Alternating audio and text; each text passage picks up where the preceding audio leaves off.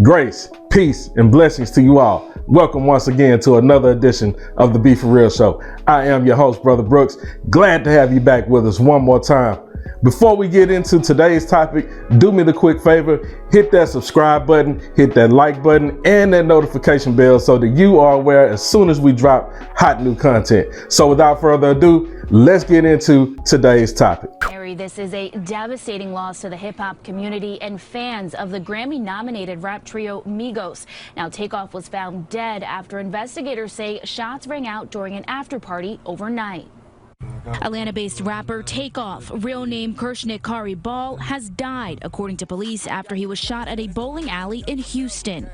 We were informed that there was a private party being held at the event last night that ended at approximately 1 a.m., but the party carried over till about 2 a.m. till they were cleared out. That's when the shooting occurred. TAKEOFF is a member of acclaimed hip-hop trio MIGOS, alongside rappers Quavo, his uncle, and Offset, his cousin, also the husband of popular rapper Cardi B. Police say following a private party, TAKEOFF was shot at A10 Billiards and Bowling, where he and Quavo were playing dice around 2:30 a.m. He was pronounced dead at the scene. Quavo was unharmed. Two others were also shot and taken to a nearby hospital. We are still in the process in the early stages of this investigation, trying to gather all the information we can. Members of the hip-hop community waking up to the news Tuesday morning left in shock. I'm having a difficult time wrapping my brain around someone so young and talented being murdered at 28. So, you know, my heart goes out to his family and his fans as well, because, I mean, people across the whole world and internet space are in mourning right now. The group, formed back in 2008, is known for mainstream hits such as Versace and Bad and Bougie, which hit #1 on the Billboard charts in 2016. Last month, TAKEOFF and Quavo released a new project as a duo, Unk and Few, and they released their latest music video, Messy, just yesterday. MIGOS and TAKEOFF are Platinum Plus selling rappers, Platinum Plus selling artists, Grammy nominated, and their footprint in pop culture is all over the place. Atlanta rapper Offset was slain in Houston's downtown. One thing that you guys may not know, Houston's downtown is one of the cleanest downtown areas that you're gonna find in North America. No comparison to what you're gonna find in LA or New York. It's virtually clean, safe, it's upscale, lavish. It's a nice, good, safe time. There's hardly any trash on the streets. A really nice area. So that's what makes this particular incident with Offset losing his life at an upscale bowling alley, it makes it very puzzling. What's absolutely puzzling to me is the fact that our young men still aspire to be rappers. This is one of the most deadly professions. To be able to be a successful rapper in America in 2022, there's a few things that you have to do. You have to keep it real. That's the #1 requirement. You have to be ready and willing to throw down, or give the perception that you're willing to throw down, just so that you can earn your stripes. You gotta be smoking weed everywhere you go. $1,000 shoes, $1,000 shirts, wear a freaking mansion around your neck and your wrist. Oh, throw a little jail time in there, a little gun action. You might have popped your gun at somebody, your ops. That helps as well with your keeping it real level. Oh, never snitch. If you have never been in the hood and participated in a dice game, there are some unwritten rules to the dice game.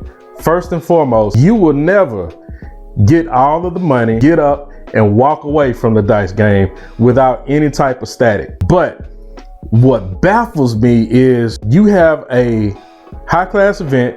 You have this venue and this event going on, millionaires in the place in a dice game. Shooting dice is something that normally goes on in the streets. This was not a street type of venue, and unfortunately ended up costing a young man his life. Another occasion of when keeping it real goes wrong. So why do we have millionaire rappers shooting dice, upscale bowling alley, downtown Houston on Halloween? I'll tell you why. This man right here was telling us last week exactly who was controlling us, who was pulling the strings. Instead of you guys listening to what he was saying, you called him crazy. But everything that he was telling you was calculated.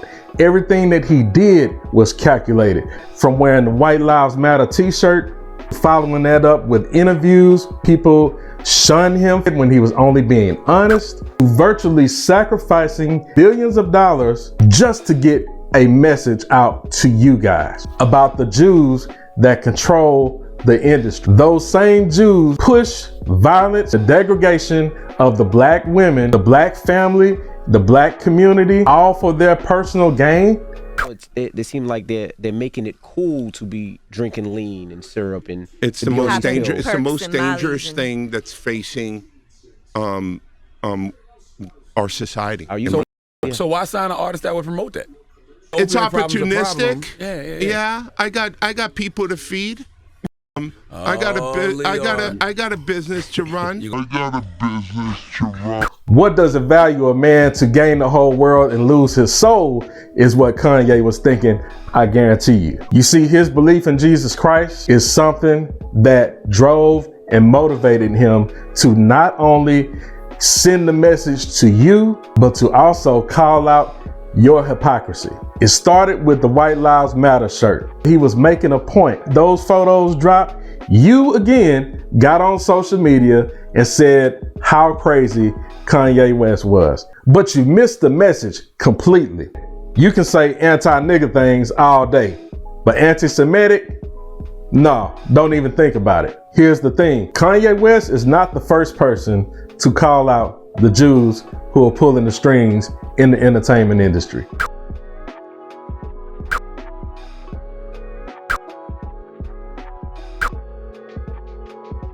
I'm gonna take you back to 1999. Pastor G. Craig Lewis of EX Ministries. His Truth Behind Hip Hop series has exposed the music industry like no other person that I've ever witnessed. Countless hours of research, things that expose the music industry. God began to tell me how the black youth would begin to actually worship the devil.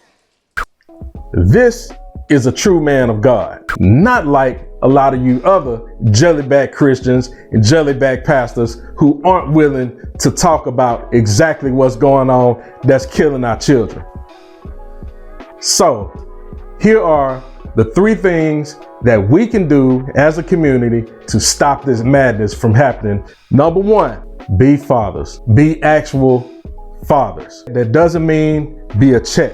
Child support. A pair of Jordans and a polo doesn't constitute fatherhood. Being a father means actually being there every single day, deterring your children from doing the wrong thing, giving your kids a good example to look up to so that they don't look for worse examples out there in the world. Number 2, how about we marry those women that we impregnate? You see, back before the civil rights movement hit, back before welfare hit our communities, we had strong black families. We would get married at a higher rate than anyone else in the United States. We had stronger families, stronger communities, and our kids looked up to their fathers and they saw what a nuclear family should look like. Listen to what my girl Shamika Michelle has to say about the nuclear family. Black community does actually need strong nuclear families, but not because we're black, but because that's the natural order. Amen. And so I think it would be safe to say that Reese may not be a Christian because when God looked at man, he said it's not good for man to be alone. He gave him a woman. He didn't give him a village. He didn't give him the community. He said, be fruitful and multiply to this man and this woman. So it's supposed to be God, husband, wife, child. And that's the natural order. And that's why I think we can see some of the foolishness that we see in the black community because we are out of order. And we can make up all of this stuff that sounds good. I'm from a single parent home and I'm not somewhere cracked out in the streets selling my body. However, that is not ideal. It would have been better for me to be in God's order to have a mother and a father to raise me. And that's just what it is. You know, the effect that it's had, we've had women for generations now saying that they don't need a man, and we have boys that don't want to be one. Number 3, and the most important, stop killing your babies. The curse of innocent blood means you kill the ones you don't want but somebody kills the ones you do want. So while you killing the ones in the womb not crying, you crying over the boys you out there getting killed in the street. You gonna grieve over one of these. God's gonna get some tears out of you on one of these. You don't cry over the one you're killing in the womb, but you cry over the one that you done raised up to be a little thug, and he get killed and you crying, but that's eye for an eye.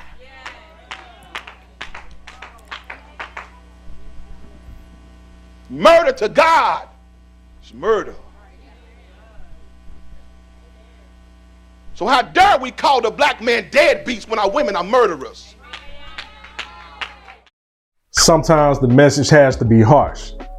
Sometimes you need a guy like Kanye West to come out and make you challenge your own thought process. Sometimes you need a guy like myself to come out and make you challenge your own thought process. I'm your host, Brother Brooks. Thank you for joining me again on the Be For Real show. Listen, if you like the content that we produce here, please do me a favor and subscribe to this channel. Check out the shorts, check out the posts, check us out on Instagram, Twitter, Facebook. Check out the blog at www.beforreal.com. Get you some of this Be For Real different merch. The link is in the description down below. And if you'd like to drop a love offering, here's the Cash App. We'll be back with another one soon. Thank you for joining me.